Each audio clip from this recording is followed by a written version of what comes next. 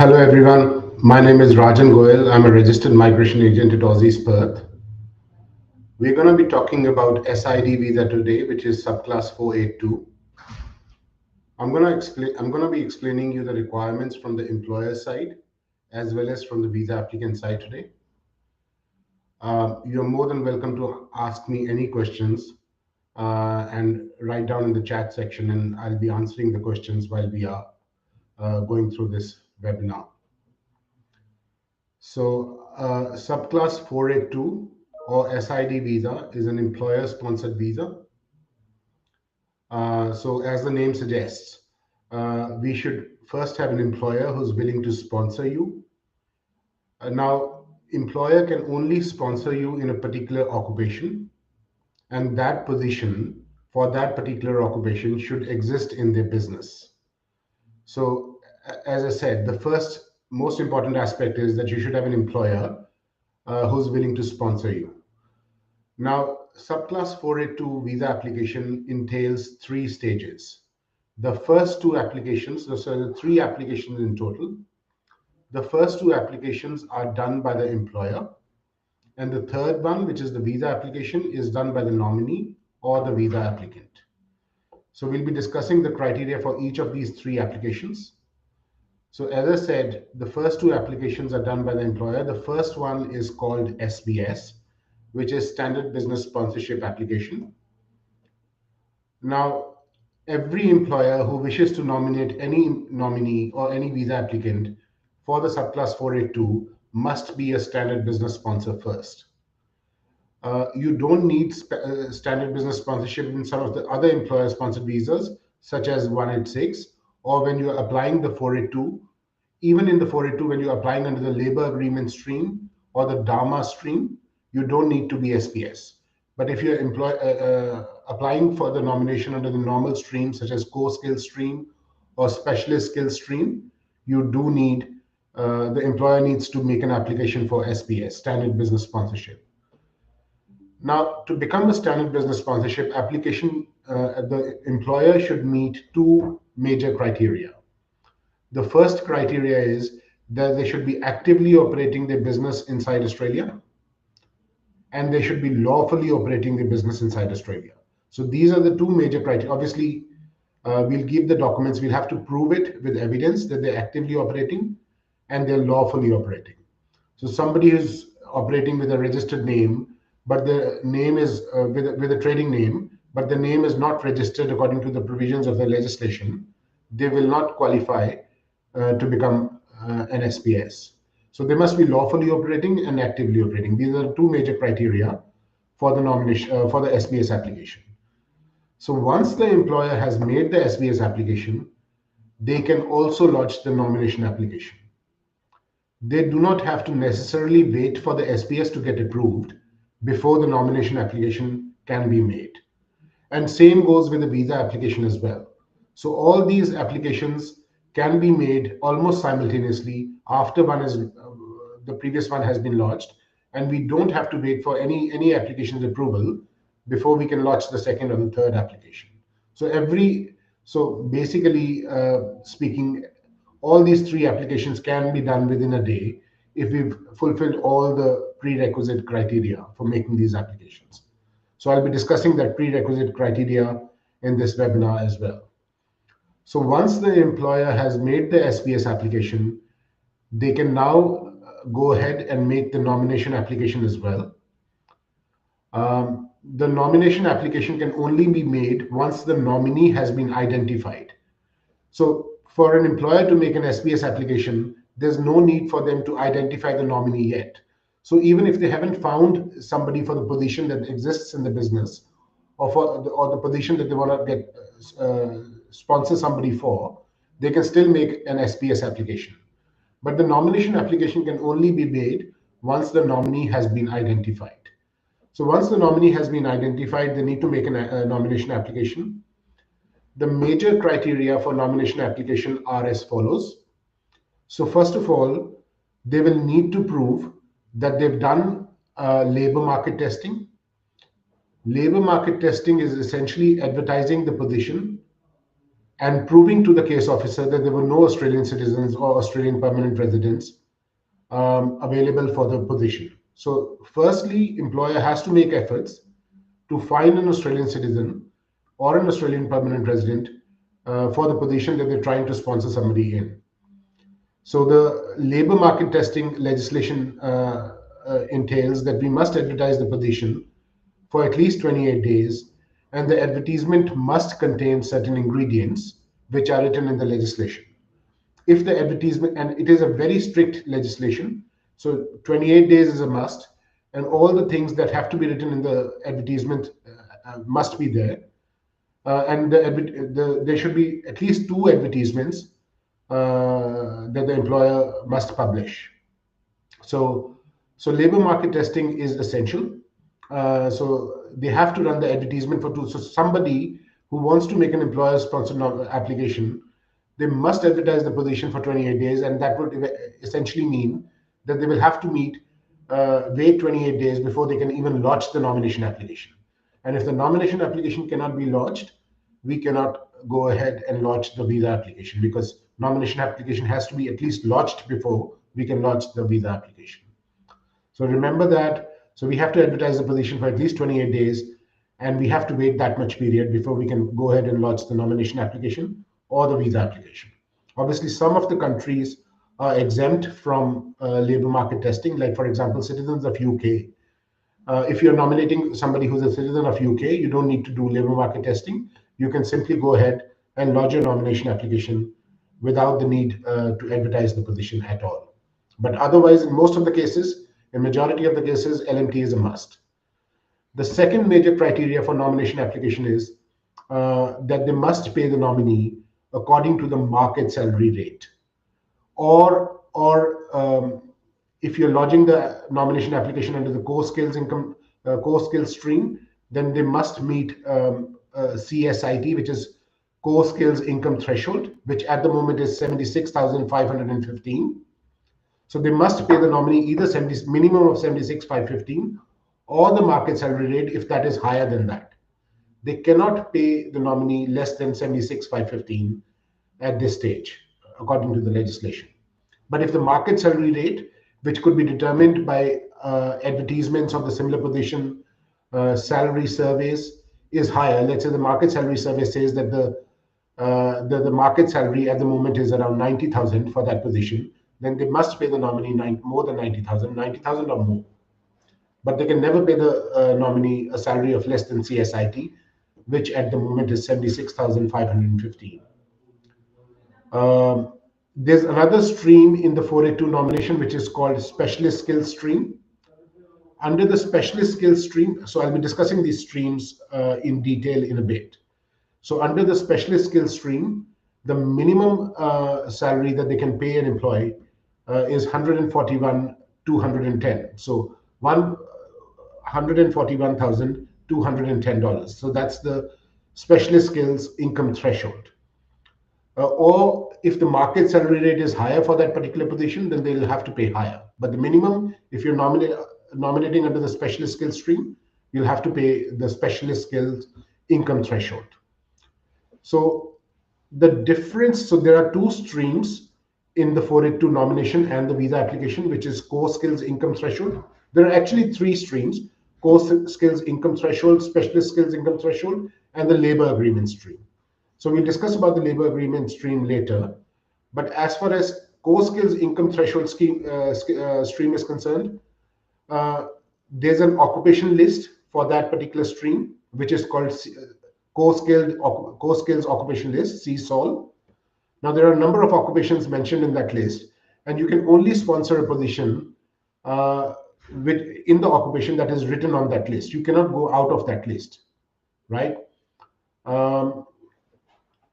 Just a minute.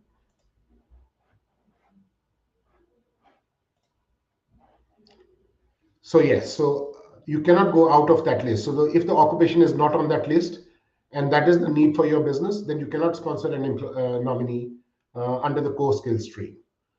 Under the specialist skills stream, so there's no occupation list. So that is the major benefit of that specialist skills stream. but obviously the salary requirement is much higher than the core skills stream.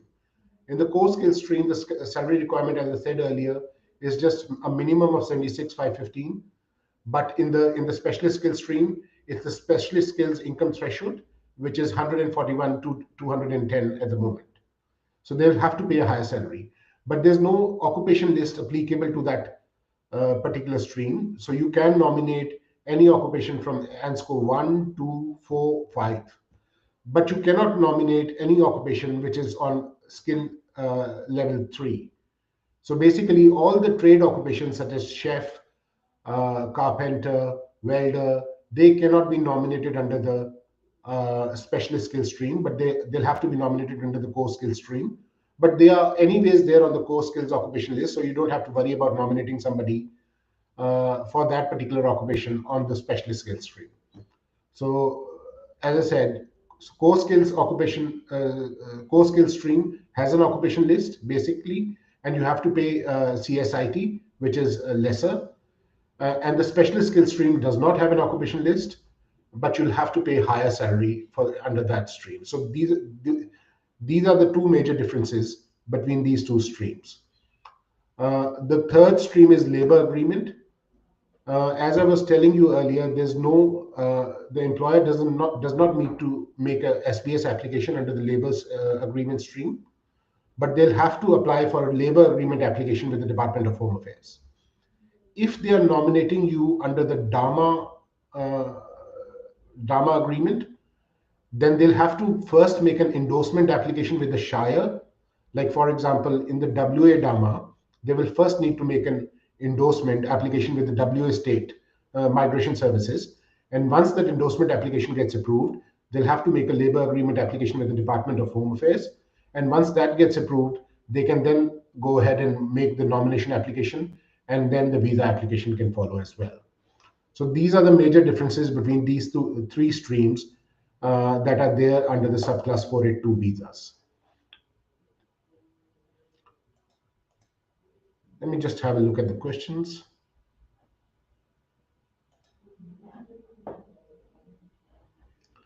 So somebody is asking me what's the requirement for DAMA 482 as a retail manager, and what's the processing time. So as I was telling you earlier, that there are three streams in the 482 visa application, which are core skill stream, specialist skill stream, and the labor agreement stream. Now the DAMA comes under the labor agreement stream. Now, why would somebody go in a DAMA or labor agreement stream rather than sticking to the first normal streams? Only if they need concessions. In DAMA also, you need an employer who's willing to sponsor you, like in any other regular stream of the 482. So if you've got an employer who's willing to sponsor you for the 482 as a retail manager, you don't necessarily have to go under DAMA anyway, if you don't need any concessions. Now, under the DAMA, you can get concessions for age. Like if you're over the age of 45, you normally would not be able to apply for the 186 later on after 482. Then you might be, it might be beneficial for you to go under DAMA because you'll be over age at the time of 186. And that's why, because there are age concessions available under DAMA, perhaps, then under the DAMA, you would be able to get 186 even if you are over the age of 45. Now, DAMA can also have English language concessions. If you're not able to get competent English 6 each for 186 later on, then it'll be beneficial for you to apply under the DAMA because you can get English concessions. You can also get salary concessions if the employer is not willing to pay you 76. And if the DAMA allows you to pay lesser salary, some of the DAMAs do allow you to pay lesser salary as well, then you can get salary concession as well. So if you need these concessions, only then there's benefit of going through the DAMA, because in the DAMA, the process almost remains the same. You still need an employer with a genuine need for the position in the business and who's willing to sponsor you as well. But retail manager, for example, is available under the normal core skills occupation list. And you can, if under the 482 regime, so if your employer is willing to sponsor you and you don't need any concessions, you should rather prefer going through the normal stream rather than the DAMA stream, because DAMA stream has got a couple more steps than the normal stream. and you have to prove a little bit more in under the Dharma stream as well. So if your occupation is on the normal list, which is core skills occupation list, and you don't need any concessions, there's no point going through Dharma, and you can just normally apply for the 482, which will eventually lead to 186 as well later on after 2 years. Under the Dharma, sometimes you can only access 186 after 3 years instead of the normal 2 years available under the normal stream. So it's beneficial of applying under the normal stream if the occupation is available under the on the normal skills occupation list. Um, Another question is, I have a skills assessment as business analyst, but I got offered job as a cloud engineer in the specialist stream. Can I apply for it? Uh, so the thing is that in 482, most of the occupations do not require you to have a skills assessment. And same will go for this occupation as well. Like, for example, cloud engineer. I've not checked. I cannot remember on the top of my head whether this particular occupation is there on the core skills occupation list or not. First, you have to figure out that the occupation that you're getting sponsored in is on the core skills occupation list. And then you have to figure out whether you need a skills assessment or not. As I said earlier, most of the occupations do not require a skills assessment. And as far as having the required experience is concerned, it could be related experience as well. It doesn't have to be the exact same experience to the nominated occupation. So let's say, for example, you're getting sponsored as a retail manager. You don't have to show that you've got 1 year of full-time experience as a retail manager working as a manager of the store with exact same duties. You could be working in another managerial level capacity in some other occupation, for example, like a restaurant manager or perhaps an office manager. You could still say that I've got the relevant experience, and you could still very well qualify for the subclass 482 visa application. So it doesn't have to be either closely related occupation experience or exactly the same experience. It just has to be related experience at the same skill level. But let's say somebody is nominating you as a chef, experience as a kitchen hand might not suffice. So that kind of thing. So you should have related experience, but doesn't have to be exactly the same experience. So yes, so answering your question, whether you could get sponsored as a cloud engineer, it doesn't matter whether you've got a skills assessment as a business analyst or not. You might not need skills assessment at all.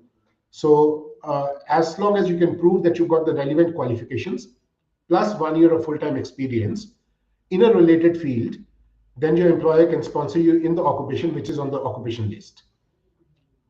Um, So somebody is asking me, what is the processing time for 482? 482s, in my experience, are taking a little bit longer now. The nomination application is taking around 3 to 4 months. It used to take, if I go back 6 months, it was only taking 15 days, 1 month, but now the processing times have gone a little bit higher. So 3 to 4 months, you could say, is the processing time for either the visa application or the nomination application. Um,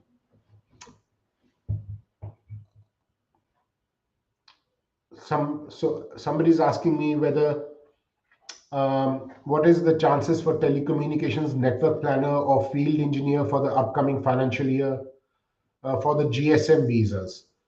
See, I'm sitting in WA. I don't know which state you are in, but the telecommunications network planner is not on the WA state nomination list. So you might have to look for other options such as I think it is on the WA Dharma list. So if your employer is willing to sponsor you, since you've got the experience and you can prove that you've got the relevant qualifications as well, then you can go ahead and launch the employer sponsored visa. I think that is the best way forward. But as far as I can remember, this particular occupation is not on the WA list. It might be on some of the other state lists, but you'll have to look at I'm not sure which state you are in at the moment. So somebody's asking me, I already applied for my 190 visa in 2023. Last one, they asked me for my medicals again, how long it's going to take. So June 2023 is not, is something, so I think your visa could be granted. I'm just talking about from personal experience. Your visa could be granted soon now, because some of my visa applications launched in May or June of 2023 are getting granted now. So yeah, you could expect a grant soon, in my personal opinion, but you never know. So I was talking about the criteria for the nomination. I had discussed about the labor market testing. I had discussed about the market salary rate. The third and probably the most important criteria for employer nomination applications to succeed is that the employer should have a genuine need for that particular occupation in their business and that position in their business. So what is genuine need? That they genuinely need that occupation or that position in their business. Um, for example, if somebody is trying to nominate a chef, they must have a business which supports the position of a chef.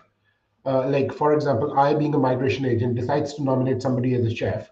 It would not obviously work because the nature of my business will not support this position because there's obviously no need for a chef in my business. But it has to be a restaurant, first of all. That's just common sense, and they should need a chef. They might need a cook, but that doesn't mean that they can sponsor somebody as a chef. So the occupation, the position should not only be in that occupation, but it should be exactly that occupation. So if somebody needs a cook, so there are already two chefs working in the restaurant, and they're trying to sponsor a third chef in the restaurant. So somebody might ask them, why do you need three chefs in a restaurant? They might only need a cook, but then they should sponsor somebody as a cook rather than as a chef. And this is just to give you an example in the restaurant industry. There could be similar industries where a business might need another occupation, but they're trying to sponsor somebody who's in the wrong occupation. That might not work. So there should be a genuine need for that particular position in the business. So that's very important. So the evidence that you can perhaps give to the case officer, you write a statement how you need that position and why you need that position. Explain what's going on in your business and whether the position is an existing position or it's an old position or it's a new position. If it's a new position that has just been created now, then you'll have to explain to the case officer why this new position has suddenly come up. It could be because your sales are increasing. It could be because you've opened up a new branch or something like that, but you have to explain why that new position has come up. If it is an old position, then obviously it is more beneficial because it goes on to prove that the genuineness of the position, that if the applicant or somebody else has been working in the same position for the last 2 to 3 years, then it proves that it's a genuine position by itself. So the need for the genuine position is must. The other evidence we normally give to the case officer is the organization chart of the business. And that exactly shows you where the position stands, the nature of the business, and how that position is actually existing in the business. So somebody is asking me, my visa is expiring in November 2026, and my 2 years experience will finish in December 2026. What are the options to apply for 186 TRT visa? So 186 TRT visa is only for people who are already, also you are on a 482 visa. So if your visa is expiring earlier and your 2 years is finishing in December of 2026, 1 month later than your visa expiry date, then the only solution to this problem would be to apply for another 482. Then as soon as you complete the 2 years on 482, you can apply for 186 TRT from the same employer. So you'll have to extend your 482. And even if you are on a bridging A visa and you complete 2 years, you should be able to apply for the 186 TRT. Of course, you'll need the employer sponsorship at that stage as well. Employer should be willing to sponsor you for the subclass 186 visa at that point in time as well. So the only solution would be to apply for another 482 visa.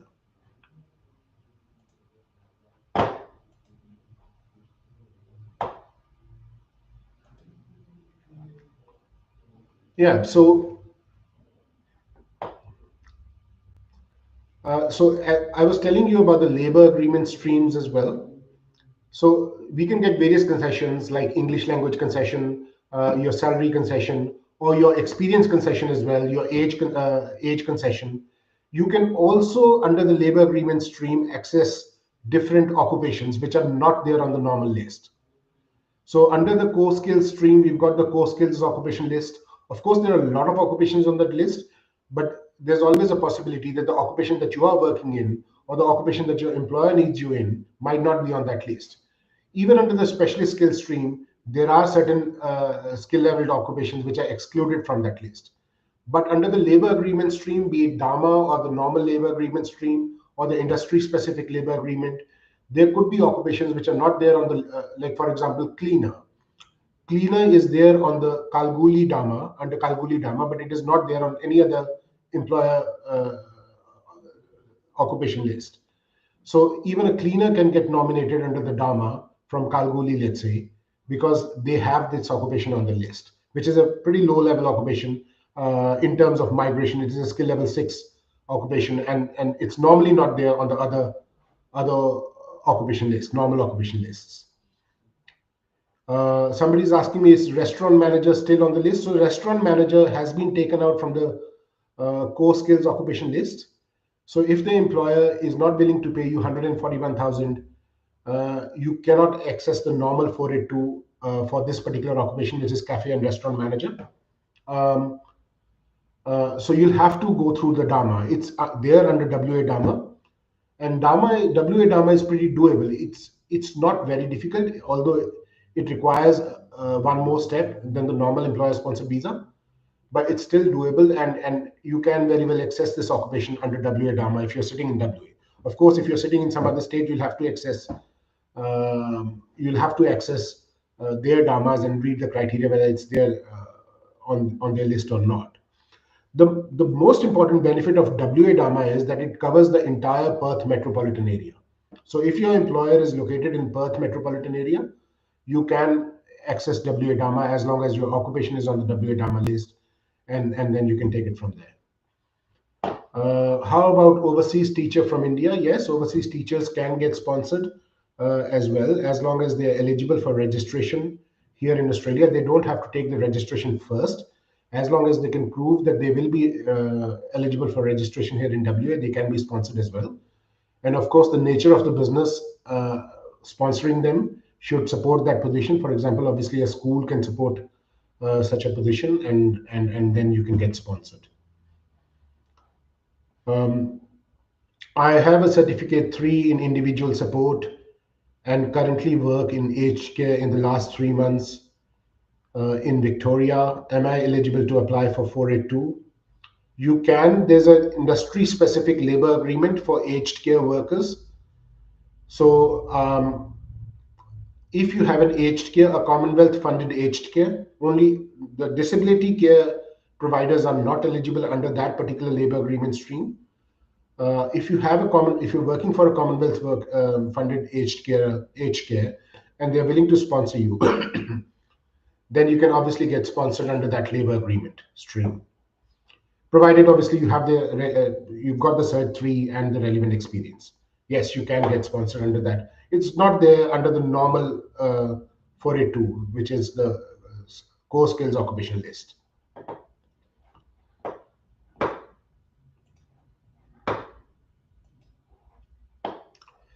So the other thing that the employer must prove is that they've got the financial capacity to support the position for the next 2 years or 3 years or 4 years, depending on the period they're trying to nominate the nominee for. So financial capacity of the employer can either be proved through historical financial data. If you look at the previous profit and loss statements, their BAS statements, the balance sheets, if they are in profits and they've got reasonable assets, then obviously the financial capacity of the employer can be gauged from these documents. If it is a new business, obviously they'll have to give business plans and how they propose to support the position for the next 2 to 3 years or 4 years, and they'll have to go by those documents to prove their financial capacity to support the position. So financial capacity can not only be proved by historical financial data, financial capacity can also be proved through future projections. So they must make sure that they prove to the case officer that they've got the financial capacity to support the position for the next for the period they're trying to nominate the employee for.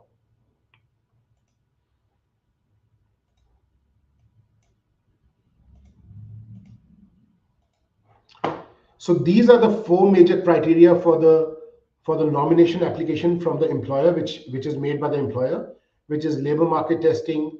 They have to pay the nominee at the market salary rate. They must prove that they've got the genuine need for the position, and they must prove that they've got the financial capacity to pay the nominee for the nomination period.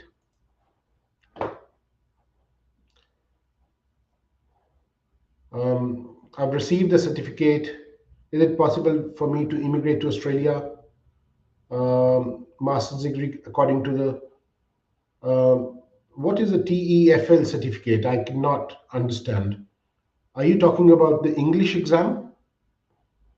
Uh, yeah, so you are obviously overseas. Another thing at the moment which is going on is that Australia is not inviting, as far as GSM is concerned, at least, even the state nominations states are concerned, at least what I see in WA, they are not inviting people from overseas at all. So it is hard for people to get invitations from overseas unless they've got very high points and they are in niche occupations. It is hard these days to get invitations while you're sitting outside of Australia. But obviously, those things can change, and they can always start inviting people from offshore as well.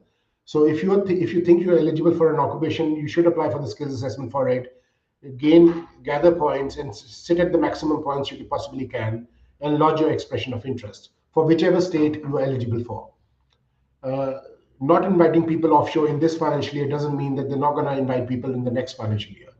So if you are really aspiring to come to Australia and you think you've got the skills and qualifications, I think you should complete the rest of the process and sit in the queue so that you can get invited whenever they're ready to invite you from offshore. Otherwise, you can come here in Australia to study or to visit, and then you could possibly be considered from inside, living inside Australia, or you could be eligible for some of the other. Obviously, employer-sponsored visa is one visa where employer can call anybody from anywhere if they prove that they've got the genuine need for the position and they've found you as the rightful candidate for the business for the position that they're trying to nominate you in. You could be located anywhere, and the department will facilitate that visa.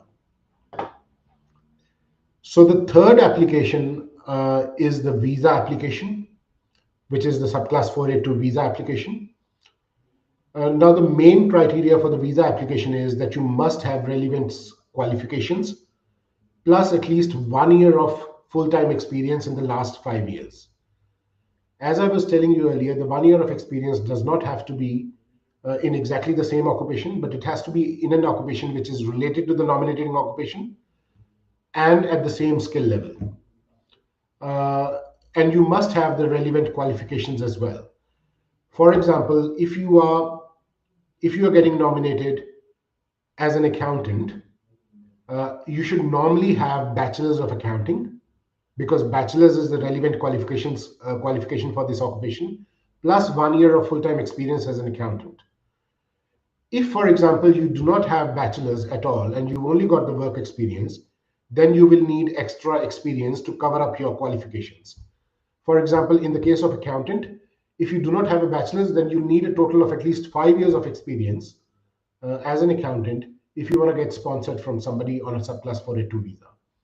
If you're getting sponsored, let's say as a chef, then you must need 3 years of experience instead of the normal 1 year full-time experience um, uh, to get sponsored as a chef.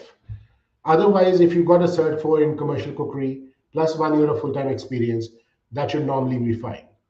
I was telling you earlier that some of the nationalities and some of the occupations do require a mandatory skills assessment, but there are exemptions to that clause as well. So if you've got the relevant qualifications from Australia, then you might not need the skills assessment. But for example, if a chef is getting sponsored, for example, from India, then the chef from India will need to have a skills assessment as well. So they must have 3 years of experience, relevant qualifications, plus 1 year of experience, relevant qualifications, plus a skills assessment uh, before they can get sponsored in this particular occupation. Now, skills assessment body might have a different criteria than the subclass 482. Now, subclass 482 only requires you to have 1 year of full-time experience, but the skills assessing body might want 3 years of experience or experience after the qualifications, etc., etc. So you not only have to meet the criteria for the subclass 482, you will have to meet the additional criteria for the skills assessing body as well. If you need a mandatory skills assessment. Of course, if you don't need a mandatory skills assessment, then you don't need to meet the criteria for the skills assessing body. You only need to meet the criteria for the subclass 48 visa. So you need to have the relevant skills, qualifications for the visa. You also need to have a certain level of English, which at the moment is 5 in all the components. As I was telling you earlier, you can perhaps get English concessions under the labor agreement stream. But normally you need 5 in all the components for subclass 482. If you are transitioning to 186 later on, after 2 years of staying on 482, you'll still need competent English unless you've availed concessions under the labor agreement stream. So you need 6 each at that time, or equivalent in some of the other English tests, if you are doing 186 after two years. So yeah, you do need English for English and the relevant skills and qualifications and the work experience for the subclass 482 visa application. Of course, your occupation should be on the relevant list, which has been the occupation which has been nominated. You obviously have to meet the health and character checks. Another important requirement for the subclass 482 visa application is that you must have adhered to your previous visa that you held in Australia. So, for example, you are on a student visa and now transitioning from student visa to a 482 visa, then they could check if you've not been studying properly, you were not enrolled properly, you were not adhering to the conditions of your student visa, then your 482 visa is not going to get approved. Although there's no genuine temporary entrant criteria, which is normally attached to student visa applications or to visitor visa applications, that you must prove that you are genuine temporary entrant and you will go back to your home country. This criteria is not there in the subclass 482 application, but you must prove to the case officer, that you adhere to any visa that you might have held before the subclass 482 visa. So if you were on a student visa, as I was saying earlier, there you should have studied properly. You must have been enrolled all the time. If you're breaching and you must have worked less than 24 hours a week. If you are breaching for it student visa conditions, and the case officer finds out that you were breaching for student visa conditions, then you will not meet the criteria for the subclass 482 anymore, and that would be refused. Even though the SPS was approved earlier from the employer, the nomination was approved, the 482 will not be approved anymore. So you should have substantially complied with the conditions of your earlier visa that you were holding. Oh yeah, so the applicant has clarified that they're talking about teaching English as a second language. So if you've got a successful skills assessment for this particular occupation, this is on the state list. At least where I'm sitting, it's on the WA state list, and it's a priority occupation as well. But as I was telling you earlier, most of the states are not inviting many applicants from offshore at the moment, but this could change in this financial year. So you should get your skills assessment done. The body is vet assessed for this particular occupation, and you should get your skills assessment done. Try to gain the maximum points and lodge your expression of interest for whichever state you might be eligible for, and you could get invited later on in the future. But I cannot foresee at this stage whether you'll get invited or not while you're sitting overseas, realistically speaking. So once you've got the 482 visa, you can transition to the 186 visa after 2 years. So 186 is a permanent employer-sponsored visa. So 186 has two streams in it. One is called TRT stream, and the other is called direct entry stream. Under the TRT stream, if you've been holding a 482 visa for 2 years and you're getting nominated by the same employer for 186, then you can simply, after 2 years, you can go on to 186. That's transitioning from 482 to 186.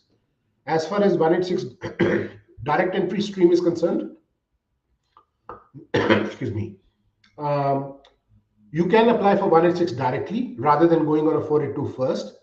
So for 186 direct entry stream, you must have 3 years of full-time experience, and that should be post-relevant qualifications.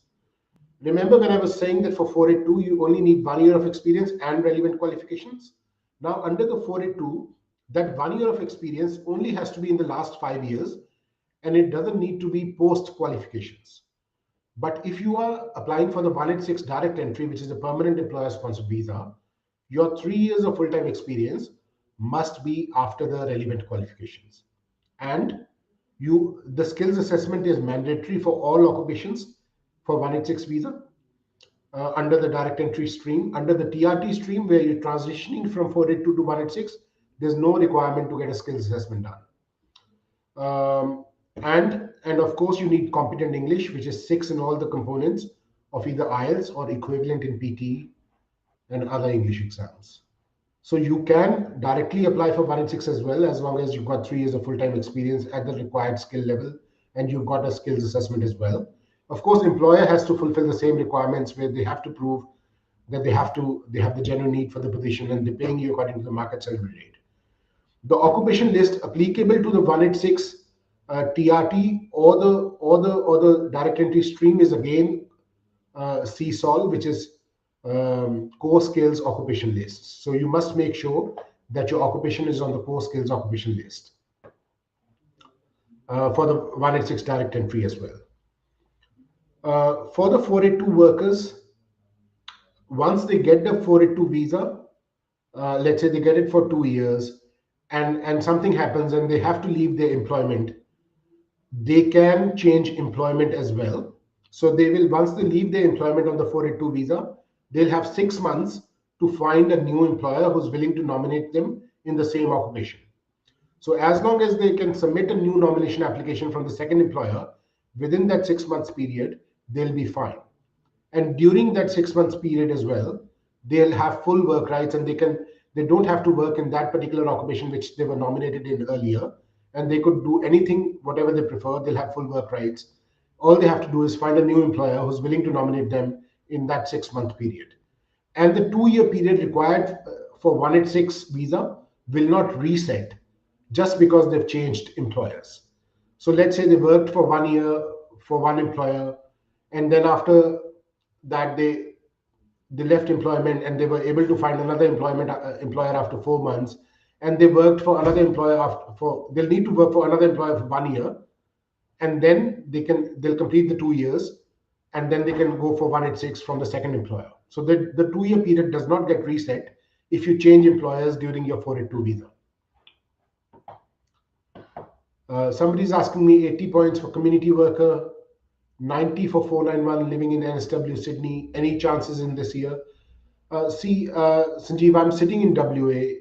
As far I do not know the statistics of NSWs while sitting here, but NSW, I don't think there are many invitation rounds happening. I'm not sure what your chances are. For 491, they've got specific pathways. So if you've studied in regional NSW, you qualify under pathway 3. I think that's the most efficient pathway, and you can claim regional points. There are certain criteria for meeting the pathway 3 for 491. But yeah, you can consult somebody locally. We've got an Aussie's office in Sydney as well, so you can go there and they will have up-to-date statistics and they'll be able to guide you better. What are your chances of getting invited in NSW? Accountants, 85 points for 189.90. Again, it's for NSW. I don't think many accountants got invitations in NSW at all. In NSW in the last financial year, we'll have to see what's happening in NSW in this financial year, and just have a look at the invitation rounds data, which we publish as well, and then we can take it from there. So that was 482 visa. So 482 visa is an employer sponsored visa. It's a very good option for people who are not getting invitations from the under the GSM. So you work in some field for at least 1 year, gain the relevant qualifications, and then you can get sponsored. So you can even fulfill the eligibility criteria for an employer-sponsored visa while you are on your graduate visa. For example, you could have studied Masters of Accounting from somewhere. Now you're on a graduate visa and you're not getting, you know that you might not get invited in the account as an accountant. You can start working as a restaurant manager, for example, work for 1 year full time, and at the same time gain the relevant qualifications such as diploma of hospitality. And then if you find an employer who's willing to sponsor you, you can get sponsored as a restaurant manager under the Dharma stream. Of course, this particular occupation is not available under the normal streams, but there are a lot of other occupations which are available under the normal core skills occupation list, and you can possibly qualify for them on your graduate visa itself, and gain the relevant experience and the qualifications, and then get sponsored. So it's a very good option for people who are not getting invited under the normal state-sponsored stream or 189 visas. So this is what the employer-sponsored visas entail. Of course, there's another visa which is 494. There's training visas as well. So training visa only requires you to have 1 year of study experience or work experience. It doesn't even require you to have work experience. As long as you've got 1 year of study experience in the last 2 years, you could qualify for a training visa. But it is again an employer-sponsored visa. Your employer must be willing to nominate you. So there's another subclass which is 494. You need 3 years of full-time experience, but 494 has an additional occupation list to it, which contains a lot more occupations than core skills occupation list, for example. So under 494, uh, the regional occupation list is applicable to it, as well as the MLTSSL list. So you get a lot more occupations under those two lists. So if your employer is based in a regional part of Australia, and you have 3 years of full-time experience, you can access that visa subclass as well. And all these visa subclasses, whether that be 482, 494, or 186, they can all be accessed through labor agreement stream as well, where you can get concessions for English, age, occupation, salary, etc. So yes, so good option, but obviously you need an employer who's willing, and you should have the relevant skills and experience. So if you find an employer who's willing to sponsor you and you think you've got the relevant experience at least, you can always contact us and we'll be able to sort of guide you further regarding the process. So this was regarding the SID visa. There were many changes that have happened recently in this visa. Last year, the requirements were that you must have at least 2 years of experience. That has been brought down to 1 year. Last year, the requirements were that only certain applicants can transition to 186. Now, all applicants on 482 can transition to 186, which is the permanent employer sponsored visa, regardless of which stream they apply the 482 visa under. So they've changed it for the better. Instead of the 2 years experience requirement, the experience requirement has only come down to 1 year, which is a big, big change. And it is a lot easier for applicants to qualify for 482 now, and everybody can transition to permanent visa. Earlier, there were only a certain cohort that could have transitioned to 186. So it's good news for the employer-sponsored visa. And if you think your chances of invitations are not that bright, I think you should pursue this pathway and make yourself skilled, and find an employer who's willing to sponsor you. So that was all for the SID visa subclass 482 today. If you have any questions, you can contact us at Aussie's Perth, or send us a message or write us an email. We'll be more than happy to help you out. Thank you very much.